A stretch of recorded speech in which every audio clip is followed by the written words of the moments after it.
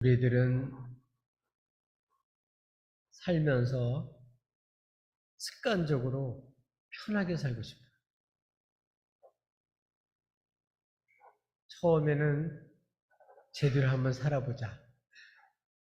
이렇게 시작을 했던 사람도 작심삼일, 3일도 못 가가지고 옛날로 다시 돌아가는 거죠.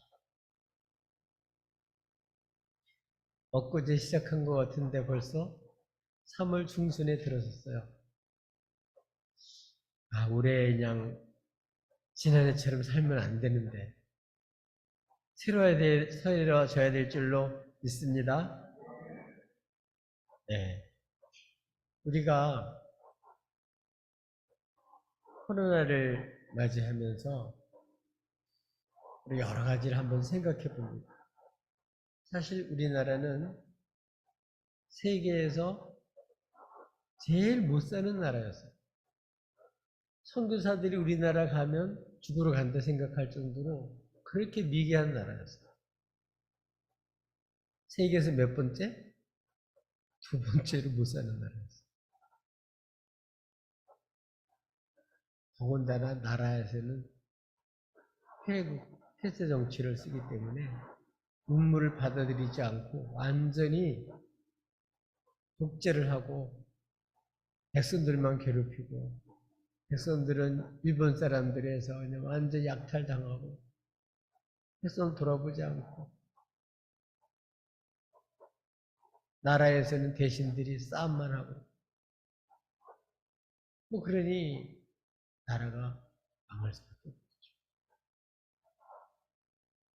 그러던 나라에 교회가 들어오고 복음이 전파되고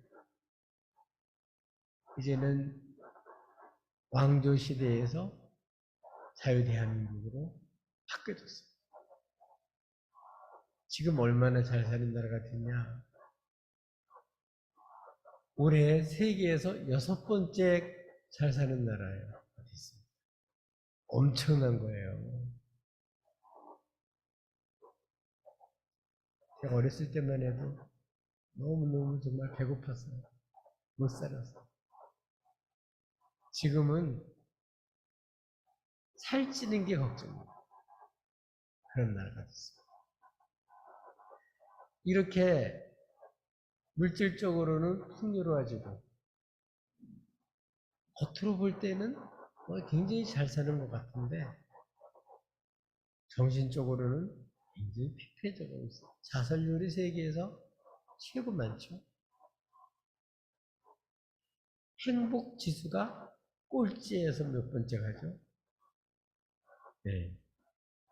진짜 행복수는 돈 많냐 적냐가 아니라는 걸 다시 한번 생각하게 됩니다. 물질은 풍요로워지고 국민소득은 높아졌는데 사람들은 불평은 더 많아졌어요. 그래서 다른 나라는 우리나라를 부러워하는데 우리나라 사람은 우리나라를 사랑스럽게 생각하지를 못해요.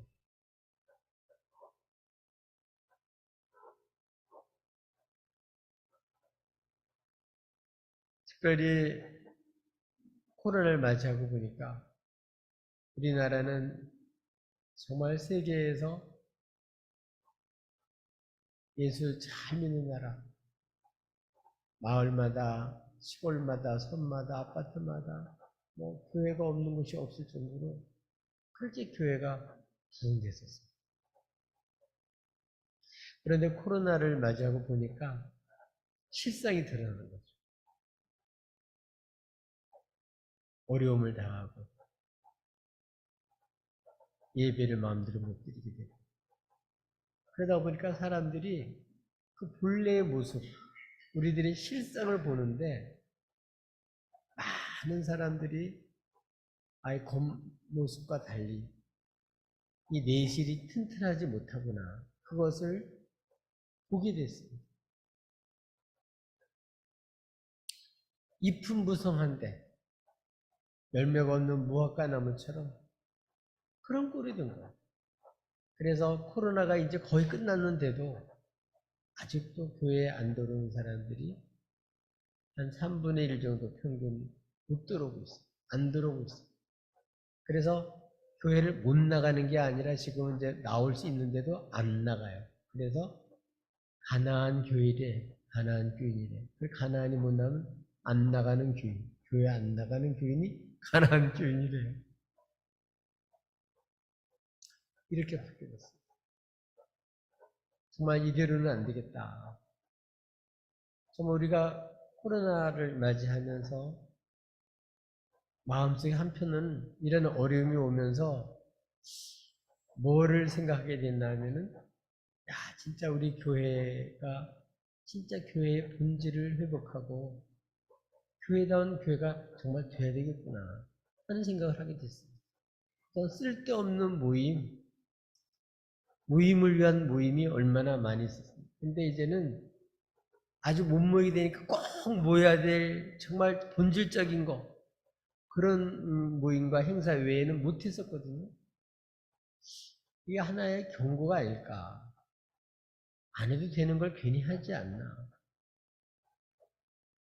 우리 지방적으로는 좀 덜하지만 면회나 총회나 이런 데 가보면 뭐 비슷한 거를 이부세도 저부세도 왜 그걸 통합적으로 좀 못하고 왜 쓸데없는 모임을 그렇게 하면서 교회 돈을 낭비하나 그런 생각을 많이 했거든요. 근데 코로나 때문에 못하니까 아주 잘 됐다 한편으로는. 진짜 해야 될 일에 집중해야지. 그런 마음을 가진 적이 있었습니다. 겉모습은 굉장한데 내실이 없는, 속이 비어있는 그런 모습을 보면서 정말 이게 정말 교회가 개혁이 돼야 되겠구나 그런 생각을 하게 됩니다.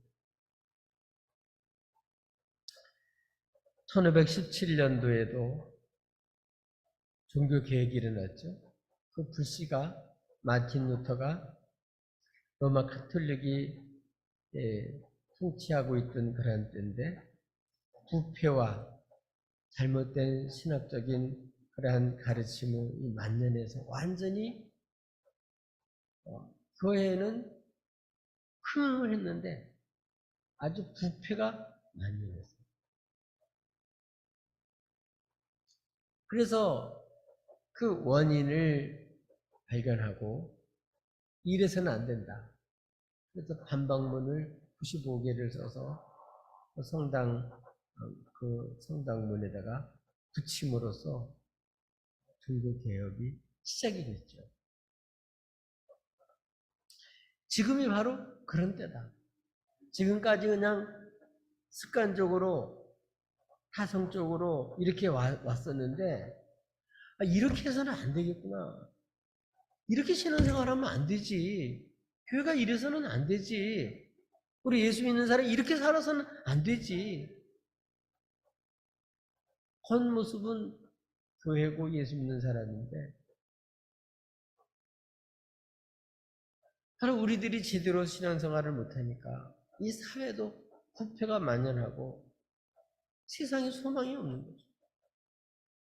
우리가 세상을 탓할 것이 아니라 언제 예수 믿는 우리들이 정말 이렇게 본질로 돌아가고 교회다운 교회에 제대로 된 신앙생활을 해야 이 나라도 바로 설 수 있고 이 사회도 바르게 설 수 있을지라 믿어집니다. 지금이야말로 개혁이 절실히 필요한 때입니다.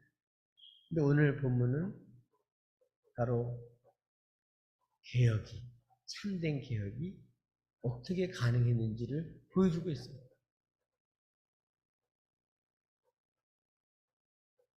옛날이나 지금이나 개혁하려면요, 먼저 반감이 생겨요. 뭐라고? 너나 잘해라.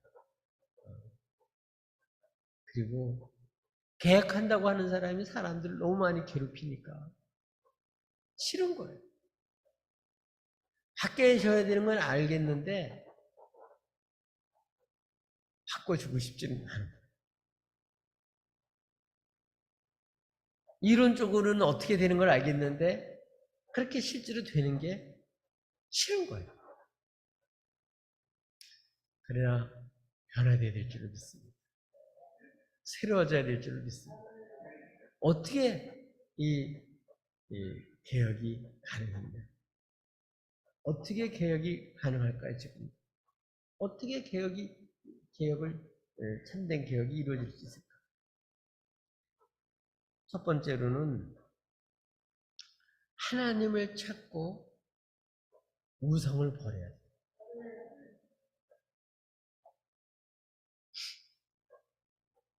다윗 아들 솔로몬, 그때부터 부패하기 시작을 해서 그 결과로 결국은 북쪽은 이스라엘, 남쪽은 유다로 나라가 두둥강이 나버렸어요.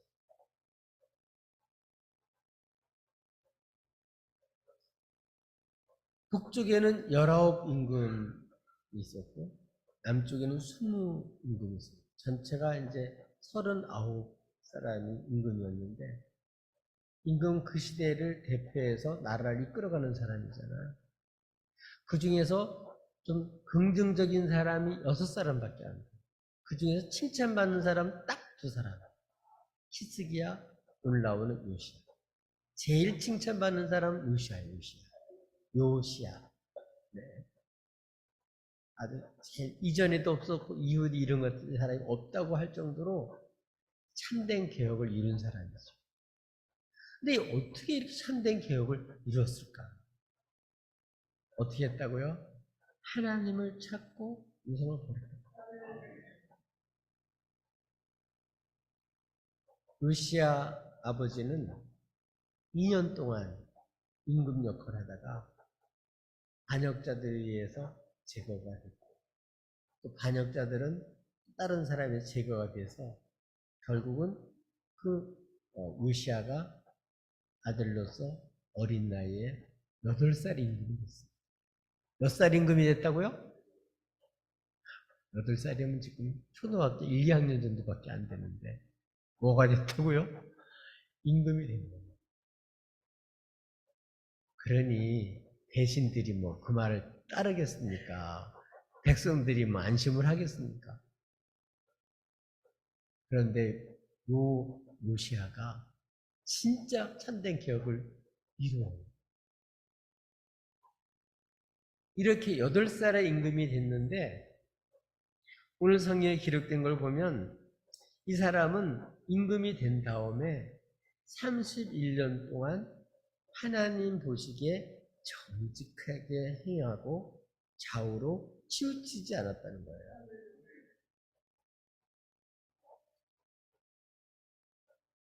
근데 그 비결이 나오는데, 그 비결이 3절에 보니까 이제 임금이 된 지 8년 되었을 때, 그러니까 지금 나이로는 16살 됐을 때, 16살이면 고등학교 1학년? 중3이나 고등학교 1학년? 그러니까 8살부터 거의 16살 될 때까지는 뭐 소리 하나 못 낸 거죠. 완전히 허수아비죠. 꼭두가시나 마찬가지죠. 그 사람을 세워놓고 누가 뒤에서 다 했겠죠. 임금이지만 사실 임금 역할을 못한 거예요. 근데 이 어린 나이에 이 요시아는 임금이 된 지 8년이 됐을 때 어떤 일을 했냐면, 그의 조상 다윗의 하나님을 비로소 찾기 시작합니다.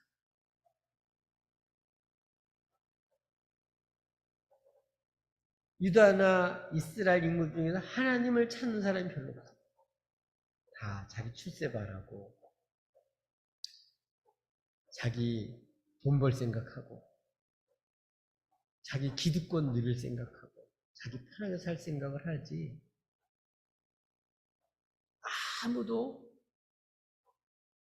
그 나라를, 가나안 땅을 주고 나라를 세우고 부강하게 해주신 하나님을 찾는 사람이 없는 거예요. 아무도. 그런데 성경에는 비로소, 그 얘기는 기다렸는데 비로소 하나님을 찾는 사람이 있었는데, 바로 그 요시야. 임금이 된 지 8년이 됐을 때 하나님을 찾기 시작했다.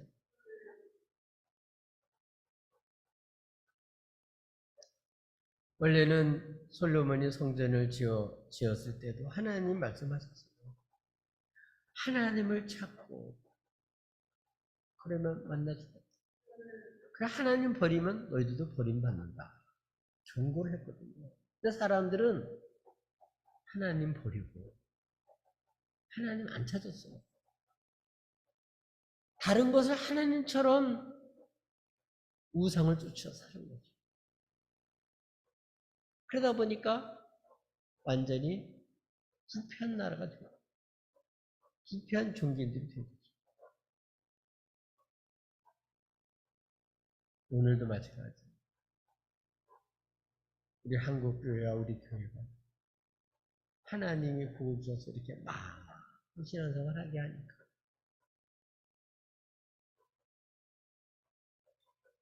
이제 어떤 일이 생기냐? 진짜 하나님을 찾는 사람들이 점점 없어지는 거예요. 제가 처음 목회할 때만 해도 기도원에 가면요. 밤새도록 기도하는 사람이 많아요. 뭐 계속 기도해. 근데 자다가도 미안해가지고 일어나서 기도했어요.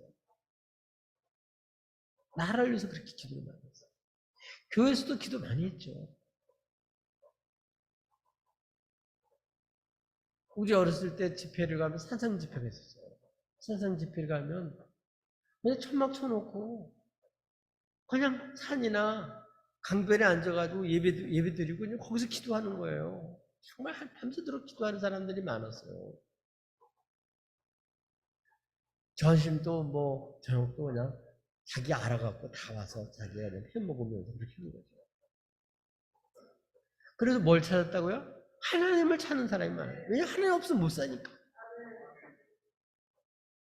이제는 배부르고 등 따시고 잘 살게 해주니까 산상 집회라는 게 없어졌어요. 이제 집회를 해도 어디서 모이냐? 호텔에서 모여요.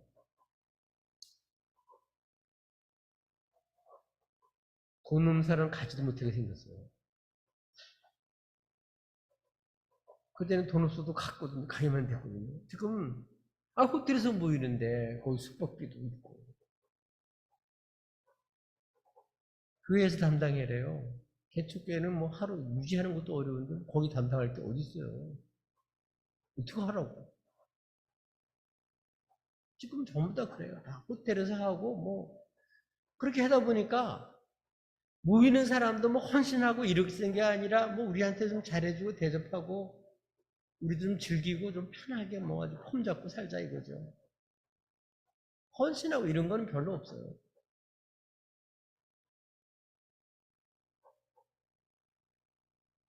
거기만 그런 게 아니라 다 곳곳마다 그런 거예요. 정말 주의 이름을 부르면서 죄 뜻대로 살려고 부르짖는 사람은 거의 없고 모여가지고 정치 싸움이나 하고 패싸움이나 하고 돈 봉투나 왔다 갔다 하고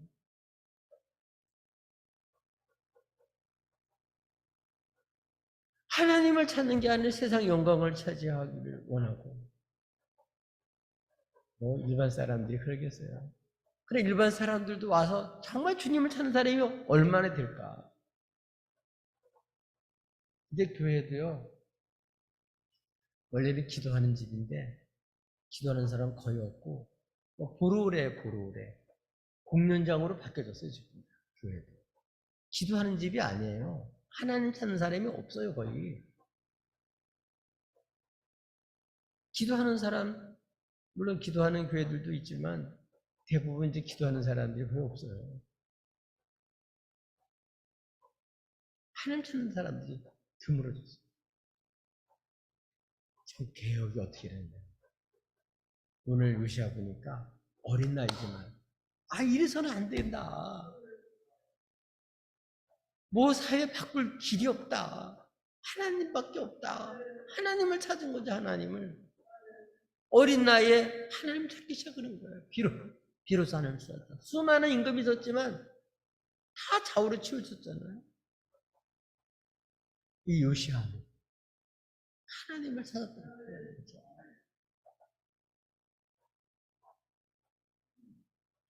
하나님을 찾는 사람을 주님은 만나주셔요. 좀 우리 마음에 주님을 갈망하고 하나님 얼굴을 사모하는 사람이 많아져야 되는데, 와서도 기도해도 뭐 돈 버는 거, 직장 잘 되고 자녀 잘 되고 뭐 출세하고 뭐 이런 거지, 진짜 주님 얼굴을 사모하고 주님을 찾는 사람이 몇 명이나 되냐고요. 그런데 오늘 다윗처럼 하나님을 찾는 사람이 나옵니다.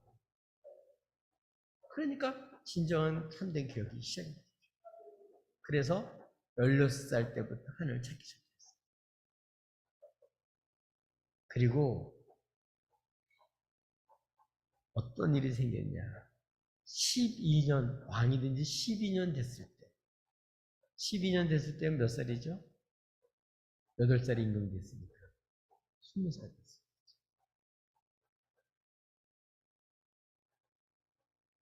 그때부터 우상을 버리기 시작했어요. 우상을 제거하는 일을 시작했어요. 그러니까 그 전까지는 기득권 세대에게 눌려가지고 임금이지만 그 권한을 갖고 있지만 행사를 못했던 거예요. 그런데 이제는 20살이 됐어요. 임금이 된 지 12년이 됐어요. 이제 그때부터는 이제 어른으로서 임금 역할을 이제 제대로 하기 시작을 하는데, 하나님을 찾는 거를 16살부터 했으니까 만 4년 정도로 하나님을 찾으면 혼자 누구도 없이 인물로 하나님을 찾고 하나님께 부르시고, 임금이지만 뭐 다 해먹고 임금 이용해 먹으려는 사람만 있지 진짜 나라를 위해서 하는 사람이 얼마나 되냐고요. 지금 우리나라 똑같아. 대통령 위한다는 사람도 진짜 대통령 위하는 사람이 얼마나 되고 나라를 위하는 사람이 진짜 얼마나 돼요. 거의 없다고 보면 됩니다. 그때도 마찬가지죠. 20세가 됐을 때 4년 동안 주님 찾고 담력도 생기고 이제 믿음도 생기고 확신도 생기니까 저 가짜 우상들 성전에도 뭐 여러 가지 다른 신을 섬기는 그런 태양상을 비롯해서 뭐 교회 안에까지 그렇고 바깥에도 뭐 곳곳마다 하나님 있는 나라인데 다 이방 사람들처럼 우상을 섬기는 그런 상들을 만들어 거기다가 하나님 백성들이 다 절을 하고 하나님 믿으면서 그 절도 하고 이렇게 살았거든요. 임금부터 다 그랬습니다. 하나님 찾았으니까 가짜 하나님은 하나님 아니잖아요. 그러니까 뭐라고 이 가짜 우상들을 제거하기 시작합니다. 여러분 이거 상 제거하는 게 쉬운 거 아닙니다. 그 관계된 사람은 난리가 나는 거죠. 상을 몽땅 다 제거하고 성전 안에도 제거하고 들이나 산이나 또 곳곳에 있는 건 몽땅 다 파괴시켜버렸어요. 그것뿐만 아니라 거기 제사장들은 가만히 있지 않겠잖아요. 그 사람 다 죽여가지고 뼈가루를 만들어서 다 뿌려버렸어요. 뭐 강력하게 한 거죠. 왜? 그건 하나님이 아닙니까? 가짜 하나님입니까? 우상입니까? 우상을 제거합니다. 그것뿐만 아니라 유다의 임금인데 그 북쪽이 아수르에서 망했거든요. 근데 아수르가 약할 때 그때를 틈을 타가지고 그곳까지 성경에 보면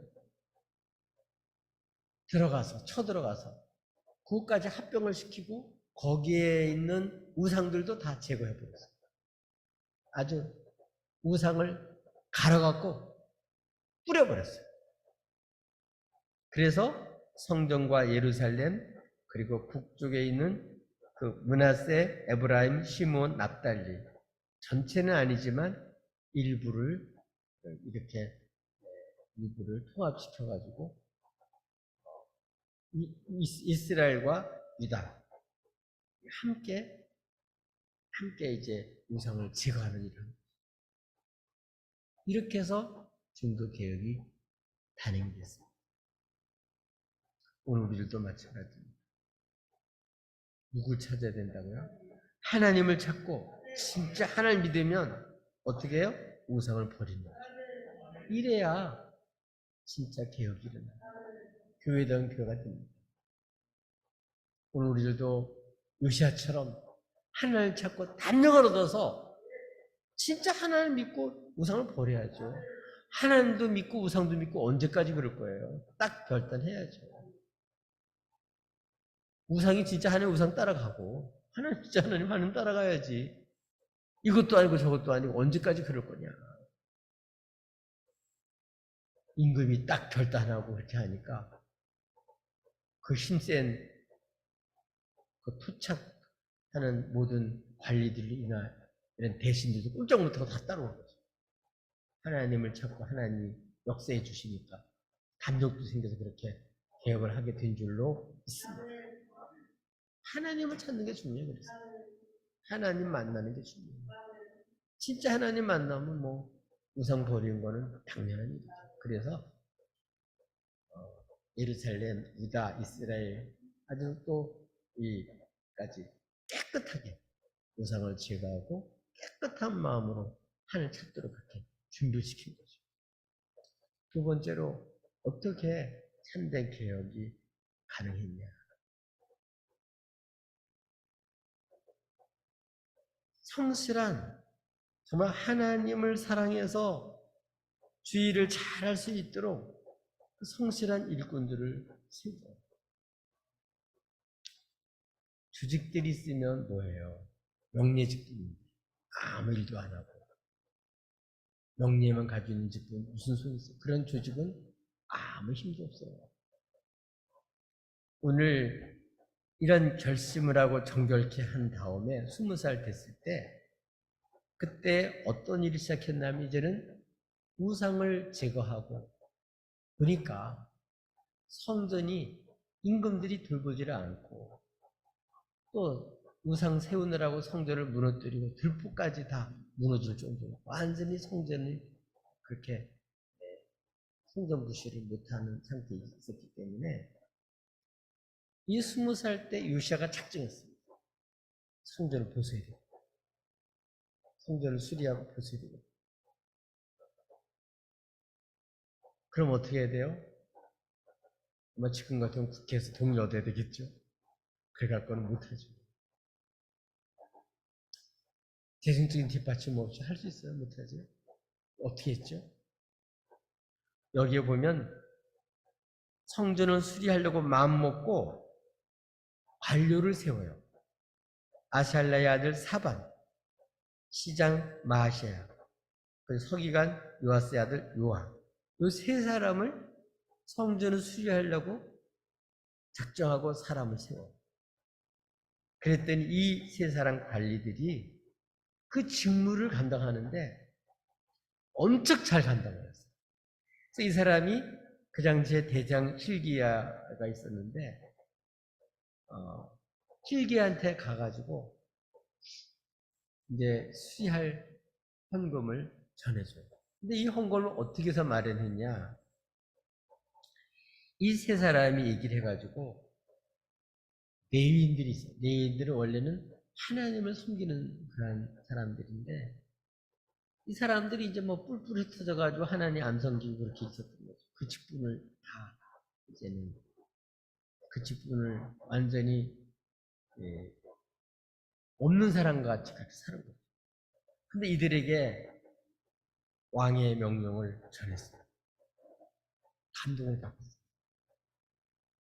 이제 하나님을 섬기도록 우상을 다 제거하고 하나님 성전이 이렇게 완전히 폐허가 되다시피 했는데 수리해야 되겠다는 얘기를 듣고 이 사람들이 감동을 받고 어떻게 했다고요?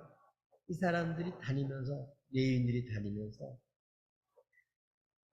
유다뿐만 아니라 북쪽 이스라엘, 베냐민, 예루살렘 주민까지 에브라임과 남아있는 모든 이스라엘 사람과 온 유다와 베냐민, 예루살렘 주민들에게 레위 사람들이 다니면서 얘기를 했더니 그들도 다 감동을 받고 이 수리하는 헌금에 동쳐버렸어요.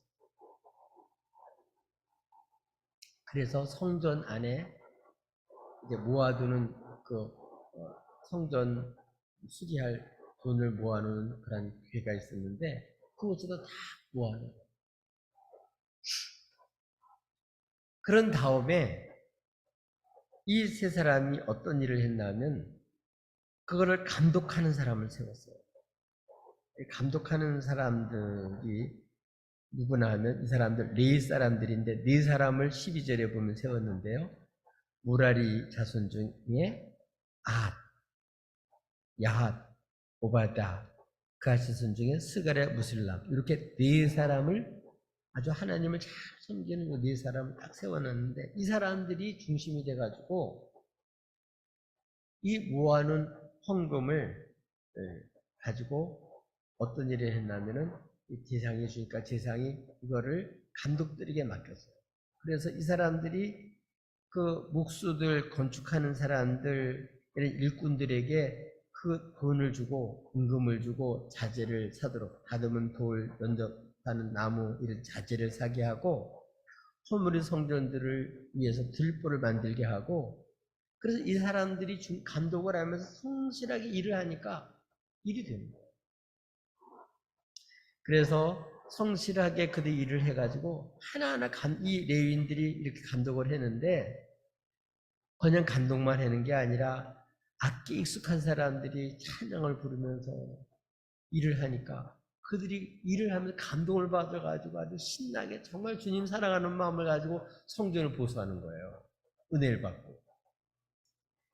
그리고 목도꾼들 공사 담당하는 사람들 친히 이들이 감독을 하면 어떤 사람은 친히 자기가 뭐 서기 노릇하고 어떤 사람 그걸 관리하는 역할을 하고 어떤 사람 잠도 안 자고 거기 뭐 그 자재를 지키는 문지기 역할도 스스로 하면서 이거 누가 시켜서 하는 게 아니라 이렇게 스스로 그렇게 자기들이 그렇게 맡은 일을 하며 감독하며 일이 되게끔 하고 헌금 모아가지고 이렇게 다 자재 사도록 일꾼들이 다 나눠주면 이렇게 하니까 성전이 보수가 된 거죠.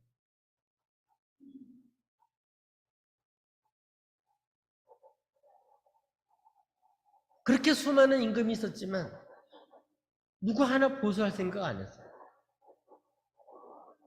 돈 들어가지 거기는 벌써 우상 섬기는 제장들이 있지 기득권 세력들이 딱 버티고 있지 그러니까 괜히 뭐 싸움해봐야 남은 손이지 뭐 괜히 나만 임금에서 쫓겨나면 뭐 하나 이런 생각 가지고 안 했었는데 딱 하나님을 찾고 우상을 완전히 그냥 박살을 내버리고 이제 성전을 수리하려고 이렇게 친히 나서니까 많은 사람들이 호응을 합니다. 성령님 역사해 주신 거죠. 그래서 성전을 수리를 할 수 있게 된 내용이 두 번째 있어요. 이런 걸 보면 정말 하나님을 사랑해서 일할 일꾼들을 세우면 그 조직은 이와 같이 하나님 개혁하는데 크게 기여한다는 것을 알 수가 있어요. 관리들 또 성전의 그러한 대장과 거기에 있는 레인들과 그 모든 백성들이 이게 다 이제 복지부동 체제가 아니라 스스로 움직이면서 정말 주님을 사랑해서 정말 이 귀한 일을 감당하려고 하다 보니까 뭐 재정도 다 되고 사람도 다 되고 기술자도 다 오고 자재도 다 오고 다 생겼다. 그래서 수리까지 할 수 있게 됐다. 그래서 이제 이 일들을 수리를 다 마치게 됐습니다. 근데 이 수리를 하다가 세 번째로 어떻게 또 이 개혁이 참된 개혁이 가능했냐? 진짜 중요한 걸 발견했어요. 뭘 발견했다고요? 힐기야가 헌금한 교회에서 헌금 돈을 꺼내가지고 이제 사람들이 주다가 보니까 뭐를 발견했냐면은 성전에서 율법책을 발견했어요.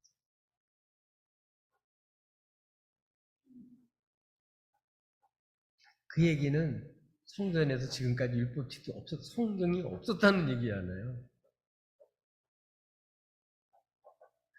성경 없이 그냥 습관적으로 해오는 거예요. 마틴 루터 때도 그랬죠. 그때 사제들이 설교를 하는데 무슨 말로 설교하냐면 라틴어로 설교를 하는 거예요. 백성들이 라틴어 알아듣는 사람 한 사람도 없거든요. 근데도 그냥 예배를 그렇게 하는 거니까 뭐로 가요? 예배 보러 가는 거예요, 그때부터. 그러니까 뭔지는 모르지만 구경하러 가는 거예요. 예배 보러 가는 거죠. 드리러 가는 게 아니고. 그런데 종교개혁 때부터 어떻게 했죠? 독일 사람들에게 그들이 읽을 수 있는 성경을 배포하니까 사람들이 그 성경을 읽게 되고 하나님 말씀 알게 되니까 진짜 개혁이 일어난 거죠. 하나님 말씀 없이 그냥 열심만 갖고는요, 이게 잘못돼요. 어떤 전통에 끌려가거나 힘든 사람한테 끌려가거나 뭐 정치 세력에 끌려가거나 뭐 유력자한테 끌려가죠. 이렇게 해서는 개혁이 일어날 수가 없죠. 근데 이 율법책을 딱 발견하고 그거를 사반을 통해서 임금한테 보고를 합니다. 임금한테 보고하면서 그 율법책을 읽어줬습니다. 그랬더니 그 얘기를 듣고 이 요시야 임금이 옷을 찢으며 탄식하는 거예요. 왜 그러냐면 지금 이렇게 황폐하게 되고 우상이 아주 판을 치고 이렇게 부패한 원인이 야, 우리가 하나님을 버리고 우상을 따라서 이렇게 살았기 때문에 이렇게 됐구나. 그리고 임금들도 성경에 기록된 걸 보면 신명기 17장 18절 20절까지 보면 왕이 오르면 그 율법책을 이렇게 등사해가지고 옆에다 두고 항상 여호와를 경외하기를 배우면서 그렇게 맡은 일을 잘 감당하면 교만하지 않고 좌우로 치우치지 않고 그래서 백성들을 잘 다스려서 그 집안에서 대대로 왕이 나온다. 이걸 가르쳐 줬는데 가만 보니까 우리 조상들이 그렇게 한 사람은 왜냐하면 성경책도 없이 살았습니다. 그들만 그런 게 아니라 사실 우리 교인들도 걱정이 돼요. 왜냐하면 성경을 덮어놓고 살잖아요, 여러분. 성경 얼마를 읽으시냐고. 덮어놓고 살잖아요. 하나님을 모르고 살잖아요. 깜깜하게 살잖아요. 그럼 다 세상 따라가는 거죠. 자기 습관 따라가는 거죠. 요시야 임금은 율법책을 보자 통과. 이게 진짜 우리가 지금까지 죽을 짓을 했구나. 망할 짓을 하고 살았구나. 우리의 본분을 잃고 정말 지금까지 잘못 살았구나. 제가 개혁하는 사람들이 남을 개혁하려고 그러지 자기는 자기는 의인이고 남만 막 고치려고 그랬는데 그래가지고 개혁이 되겠어요? 안 되죠. 요시아는요 하나님 말씀을 듣고 통에 자복하면서 안타까운 말 가지고 야 이거 큰일 났구나. 원래 지금 망할 수밖에 없는 처지를 실제 모습을 보게 된 거예요. 그래서 성경에 보면 왕이 아이감 그리고 압돈, 사반, 아샤야 네 사람에게 명령을 해서 이 율법책이 하나님의 말씀이 맞나 확인해봐라. 여호와께 물어봐라. 그리고 그렇게 명령을 내렸어요. 오늘 우리들도 정말 우리가 살아갈 때 하나님 말씀을 알고 하나님 말씀 듣고 그 말씀을 따라 살아야 좌우로 치우치지 우상한테 안 끌려가고 하나님을 바르게 섬기고 우리가 이 땅에서 복되게 살 수 있어요. 나 하나님 말씀을 안 듣고 하나님 말씀 모르고 그러면 뭐 내가 지금까지 살던 대로 사는 거죠. 내 상식으로 사는 거고 관습대로 사는 거고 전통대로 사는 거죠. 그러다 보니까 다 부패해진 거거든요. 오늘도 다시 한번 진정한 개혁은 하나님 말씀을 알아야 돼요. 하나님 말씀 들어야 돼요. 그래야 나의 정말 죽을 수밖에 없는 정말 이렇게 망할 수밖에 없구나. 이런 비참한 모습을 보게 되고 그래야 회개가 되고 고쳐서 바르게 살 수가 있죠. 그래서 이 네 사람에게 하나님의 말씀이 맞는지 확인시켰더니 이 네 사람이 그 당시에 샬롬의 아내가 있었는데 이 사람이 여자 선지자예요. 그래서 이 훌다라고 하는 여선지자인데 그에게 가서 물어봤어요. 그랬더니 이 성경책이 하나님의 말씀이 맞고 그 성이 기록된 대로 하나님은 지금 이스라엘을 심판한다. 이스라엘만 넘어간 게 아니라 이 나라도 이제는 진노로 이제는 이 성경에 기록된 대로 망한다는 거예요. 그렇지만 너는 말씀을 듣고 옷을 찢고 겸손해졌기 때문에 너는 그걸 못 보게 될 거다. 그렇게 얘기를 한다. 어떻든 오늘 이 참된 계획이 어떻게 일어났냐. 이 율법책을 보는 순간 잘못된 걸 알게 되고 그래서 이걸 빨리 백성들한테 알려서 백성들 듣게 하고 그 백성들을 다 모아놓고 이제 우리가 지금 상태가 하는 심판을 받아 이제 우리 망하게 됐다. 그래서 이 말씀을 듣고 그 백성들이 이제는 하나님의 말씀대로 살기로 언약을 맺고 그리고서 처음으로 역사상에 처음으로 요시아 때 유월절을 하나님의 말씀 그대로 지켜요. 예배를 하나님의 말씀대로 지키는 거죠. 지금 한국교회는요. 한국교회만 하는 게 다 그래요. 예배는 누구 말대로 드려야 되냐면 하나님 뜻대로 하나님 방법대로 드려야 되는 거예요. 근데 지금 우리 편리를 따라서 하다 보니까 점점 이상한 교회로 바뀌어져요. 변질이 되는 거죠. 여러분 신앙생활은 내 마음대로 하는 게 아니에요. 하나님 말씀대로 해야지. 교회마저도 말씀 따라 사는 게 아니고 그냥 우리 편리한 대로 이렇게 합시다. 이게 대세입니다. 대세. 예배가 회복이 될 리가 없죠. 그렇게. 근데 역사상에 처음으로 이 요시아 임금 때 6월절 하나님의 말씀 그대로 지켰어요. 히스기야 때도 했지만 그때는 좀 변칙적으로 했어요. 요시아 때만 진짜 예배다운 예배가 된 거죠. 말씀을 들어야 하나님을 알고 하나님께 바른 예배를 드릴 수 있어서 그렇게 드릴 때 결국 예배가 회복될 뿐만 아니라 주백성들이 살아서 하나님 뜻대로 살아서 이 나라를 지킬 수가 있고 바르게 이끌어 갈 수가 있는 거죠. 이렇게 돼서 참된 개혁이 요시아 때 이루어져요. 딱 한 번 이루어져 역사상에.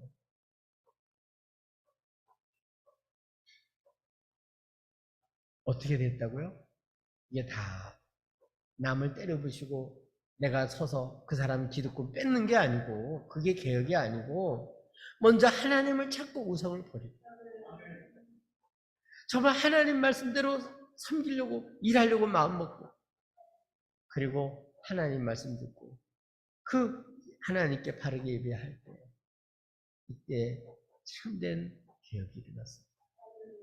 이렇게 될 때 이걸로 인해서 그 사회가 새로워진 거죠. 이렇게 될 때만이 참된 개혁이 일어나요.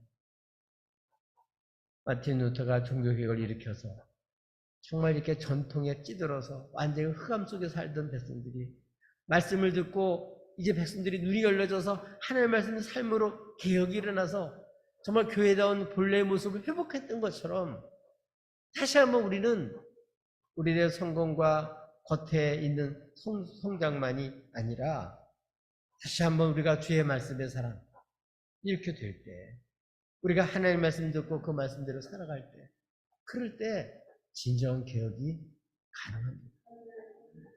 하나님과 주께 헌신해서 정말 이렇게 주의 말씀에 복종해서 우리가 하나님을 알고 바르게 하나님 뜻대로 섬길 때 그때 진정한 개혁이 일어납니다.